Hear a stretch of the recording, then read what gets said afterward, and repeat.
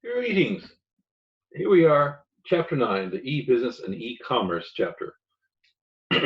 Now, this chapter is actually it groups together a lot of concepts we dealt with before in terms of social computing, elect, the security issues, and ethical issues. And we're sort of pulling a lot of those concepts together in this chapter. I'm not going to spend a lot of time redoing some of the stuff we already talked about, but it's important to keep in mind what we discussed before and how it incorporates a new e-business and e-commerce issues.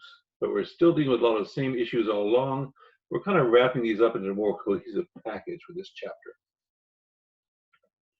Now, a few definitions to get things so we know what we're talking about in a common language. We spoke about electronic commerce, or you hear e-commerce, as a process of buying, selling, transferring, or exchanging products, services, or information and via computer networks and using the internet. Now, when we speak of electronic business or e-business, excuse me, we're sort of broadening our scope a bit. In addition to the e-commerce buying and selling of goods and services, we're now encompassing the servicing of customers, the collaborating with business partners, performing electronic transactions within an organization. Now, you sometimes hear the term degree of digitization. It's a fancy term trying to describe the level to which commerce has been transformed from the physical to the digital. This relates to both the product or service being sold and the delivery method and processes. In other words, the product can be either physical or digital, and the delivery agent can also be either physical or digital. Now, brick and mortar is a term you'll hear a lot out in business and refers to the traditional organizations that exist as purely physical organizations. An example of this would be your old-fashioned general store or grocery. It is an old term referring to the traditional construction of physical buildings going back a century.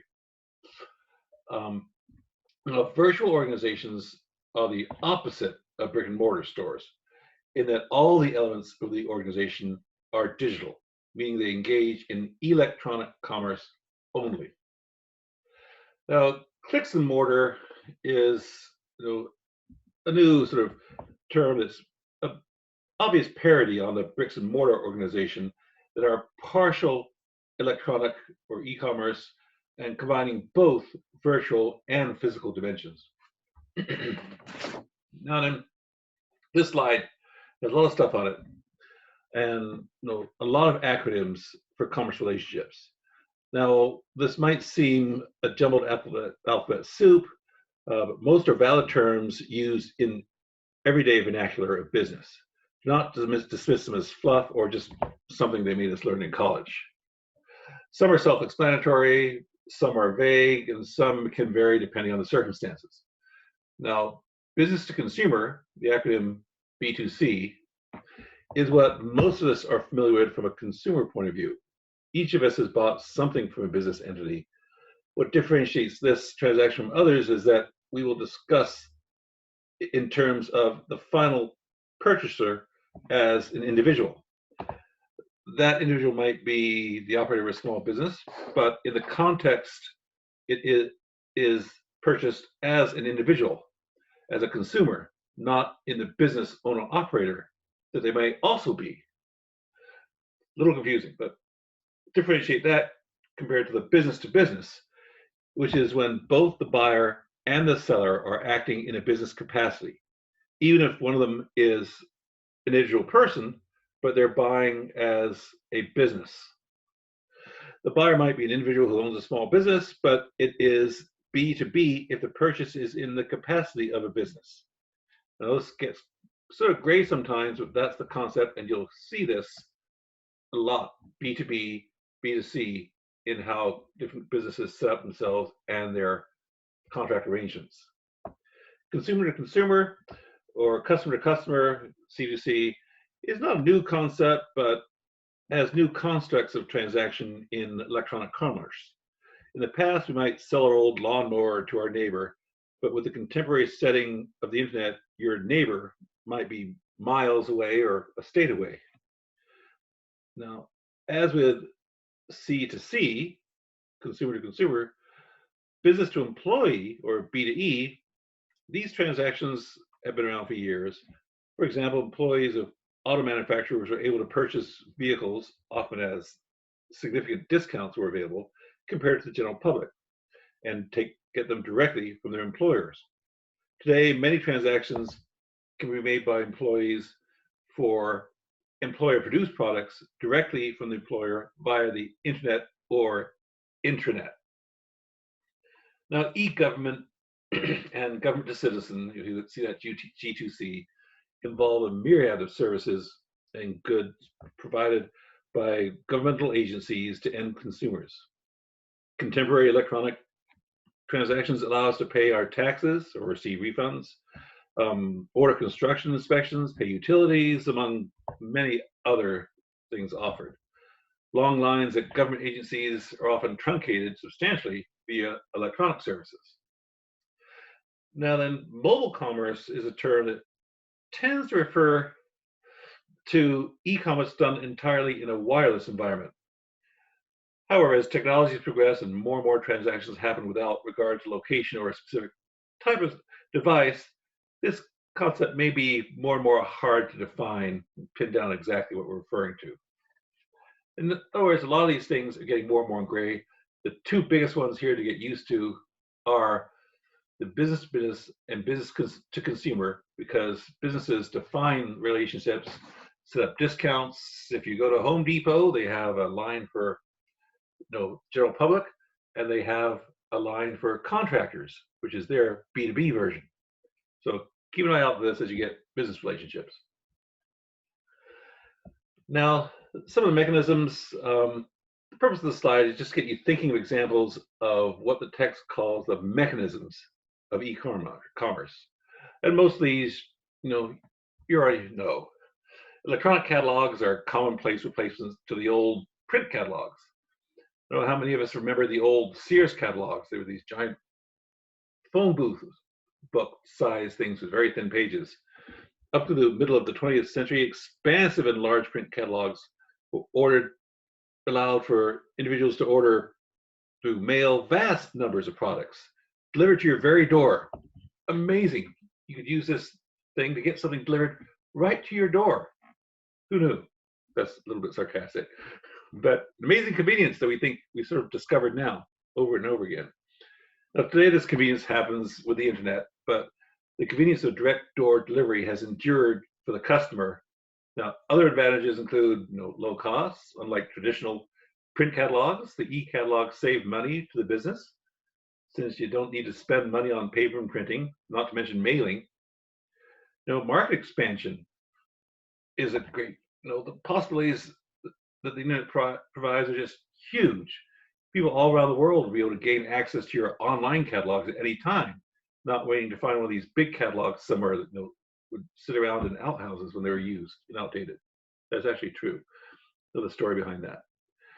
When these catalogs, different companies gain new customers and provide a faster and more comfortable service to the customers often. There's also, interaction. Unlike printed catalogs, digital catalogs allow direct relationship between the company and its clients.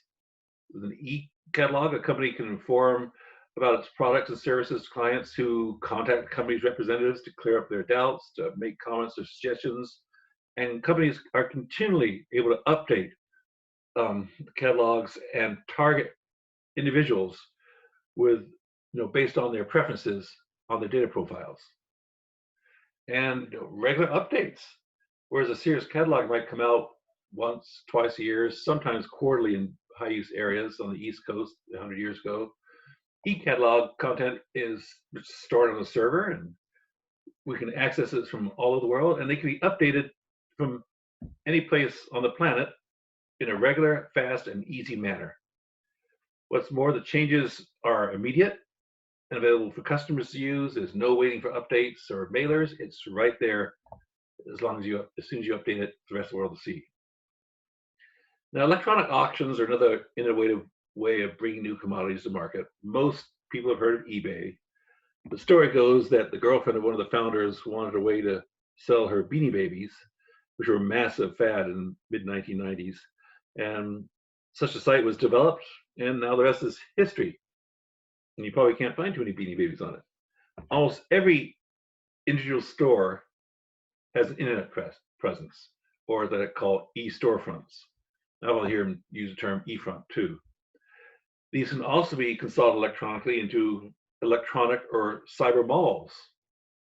And as we discussed before, these have taken their toll in traditional brick and mortar establishments, and a large number of big organizations, Sears, JCPenney's, that were very broad-based suppliers of many different types of products, have suffered compared to the availability of what's on the internet in modern e-commerce. Now, I'm not going to go through each one of these electronic payments. Most of us have used these. Ironically, electronic payment methods today may often be more secure than many traditional methods. 10 or 20 years ago, one of the greatest concerns limiting the growth of online sales were security concerns. In the 90s, it was marked as one of the single biggest reason people would not engage in e-commerce. It's amazing how far we've come. Well, individuals were regularly handing over their credit card to store clerks or waiters in a restaurant, who then disappear with a card for a few minutes. No, but giving the same information to a website was considered insane and risky. Now times have changed, and security has improved, and internet sales are here to stay. However, we must not forget the issues we discussed in our chapter on security. Data breaches at organizations are regularly found on the news, and consumer payment information is big business for bad players in the market. Now, figure 9.1 is intended to give an understanding and demonstrate about credit card transactions. Analogous sequences happen for most of the electronic payment methods that we listed on the previous slide. So here goes. Bear with me as I go through this. In step one, you buy something online, and the text uses Amazon as the merchant. Okay, so your purchase vehicle basically is your credit card in this case. Okay, your credit card info is encrypted, with these old terms from previous chapters, as it goes to Amazon. Remember earlier discussions about encryptions and packets. Now then we go to our step two. Once the information packet arrives by a light speed at Amazon, it goes to a central clearinghouse. Remember that term. Now, if you have ever ordered something online and get that message to wait while your info is being verified before the transaction is complete, this is likely what's going on. The clearinghouse then talks to the bank and says, is this method of payment, your credit card, legit? You see that step 3 little arrow. Okay, in step 4, your credit card company says, yeah, you're okay, and tells the clearinghouse, which is acting sort of this middleman for all this. In step 5, the clearinghouse then tells Amazon that you're okay. And then in step 6, which goes back to the customer, that's when you get that message that replaces the wait message with a you're approved message. Now in step 7, your credit card sends the money to Amazon's bank. And steps 8 and 9 basically happen at the same time. Your bank puts the amount on your credit card bill, and Amazon bank puts the money in their bank account statement. Okay, that's a lot of stuff happening very quickly, so take a deep breath. But it's the value of clearinghouses, and if you think about the number of touch points on this diagram, and back to our security chapter, the number of places that something could be compromised is huge. That's why clearinghouse security is hugely vital, because there's sort of one place that gets to know just about everything. Now, benefits of e-commerce are analogous to those discussed in our social computing discussions and the business aspects of that. From an organizational standpoint, national and international markets are accessible by lowering the cost of processing, distributing, receiving all sorts of information, transactional, financial, whatever. Now the customer, well, they're able to access vast number of products and services 24/7 from just about any location on the planet. Now the society, well, this one can get a bit deep, and some of the ethical concerns come up with this. But let's say it's the ability to easily and conveniently deliver information, services, and products to people in cities, rural areas, and developing countries that's of high benefit. People are not isolated merely by geography the way we so often were 100 years ago. Now, there are limitations. Technology, as we've talked about, the power of different technologies, servers, and that. Technology is an obvious limitation, and this includes many security methodologies that are required for secure payment processing.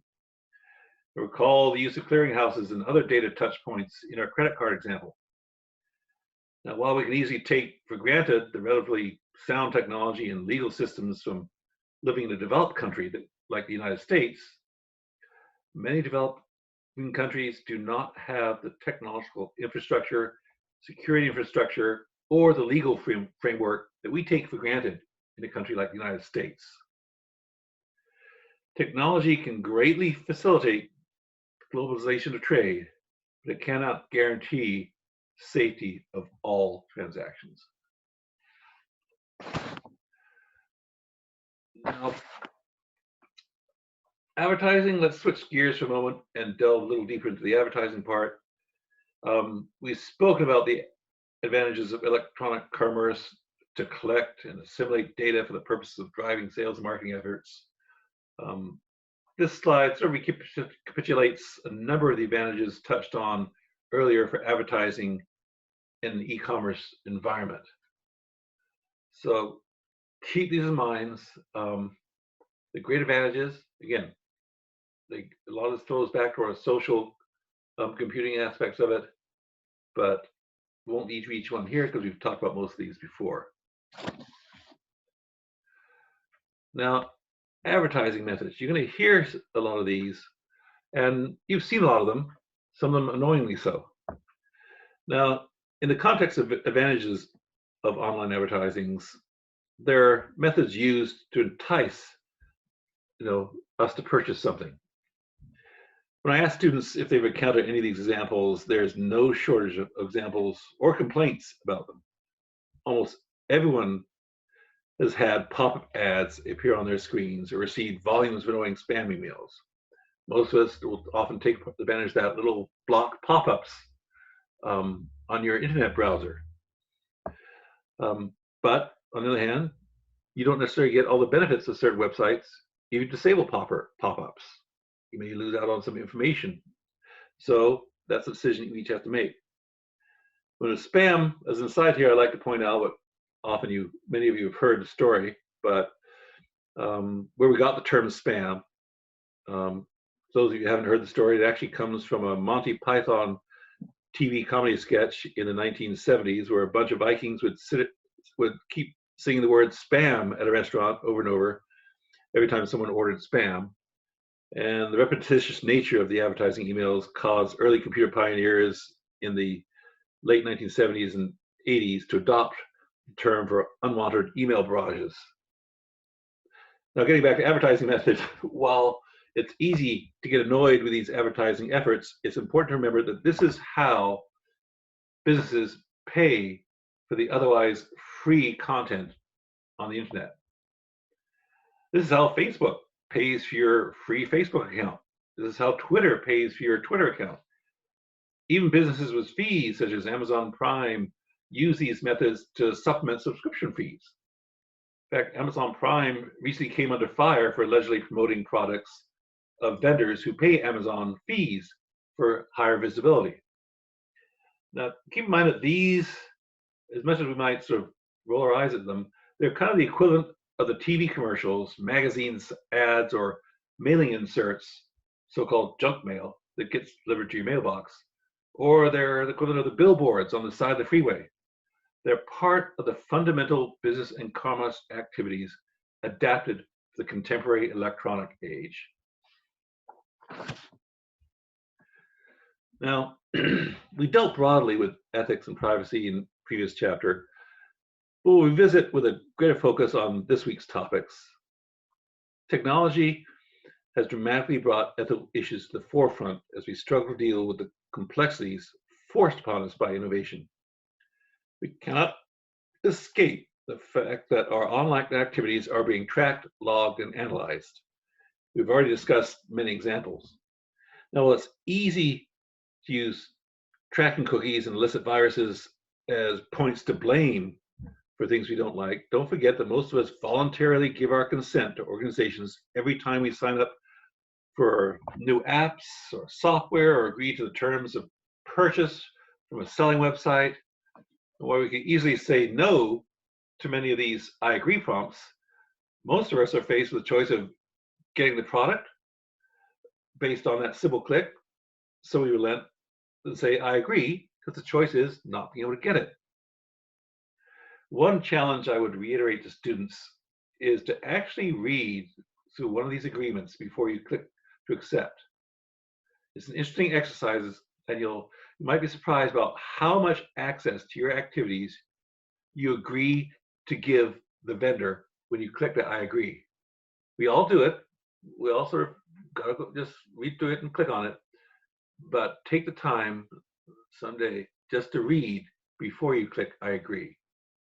And you'll be, well, sometimes scarily amazed about what you're agreeing to.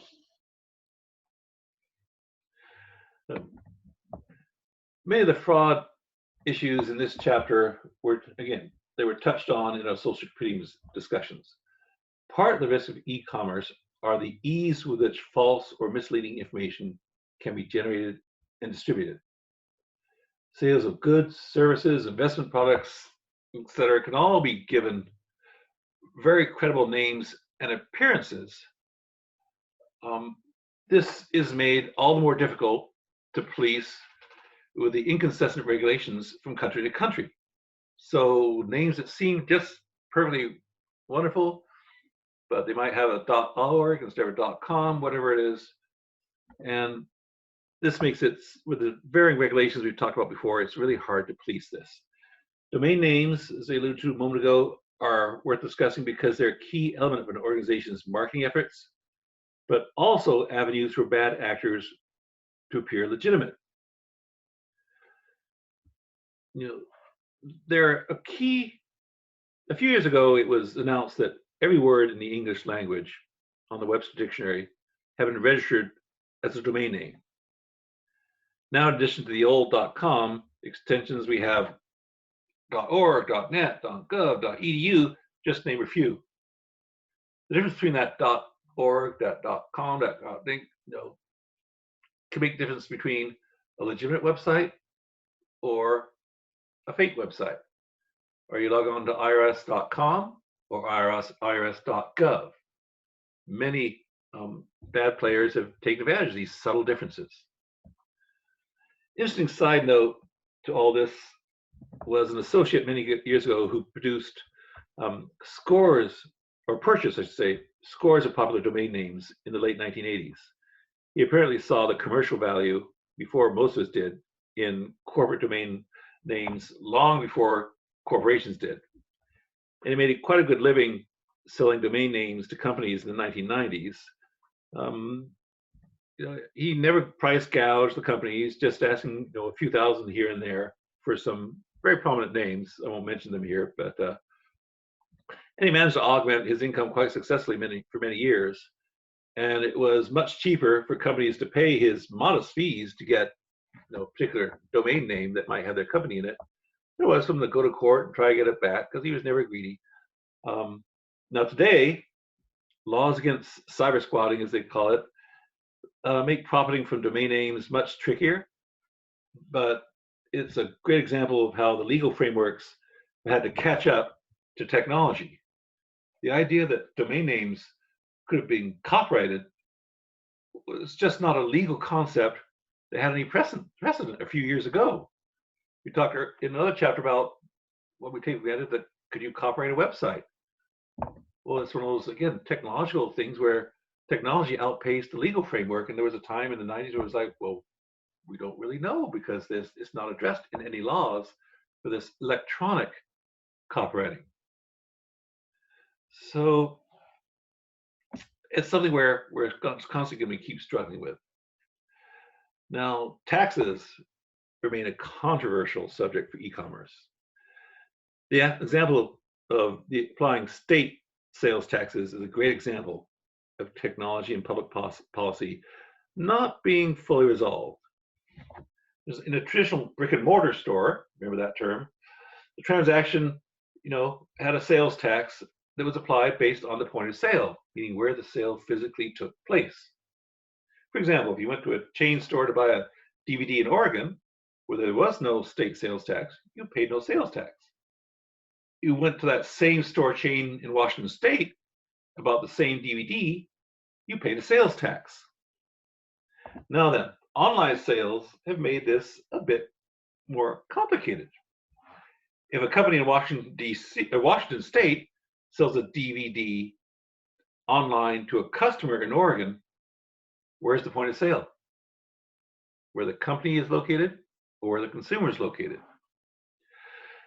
Now, there's been a general trend for the point of sale being determined by the location of the customer.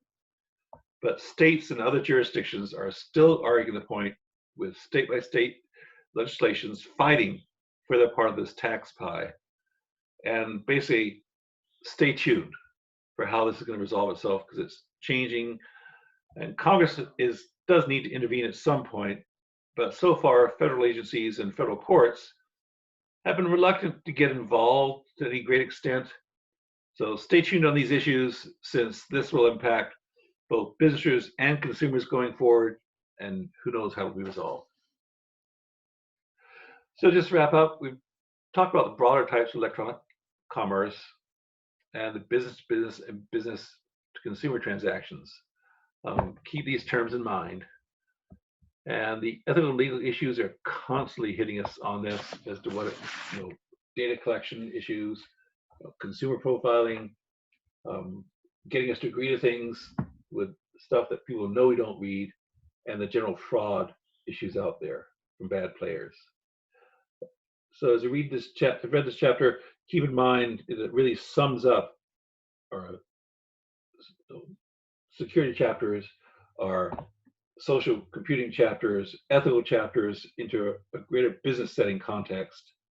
And there's a lot that's still going to happen out in the real world as we work through this.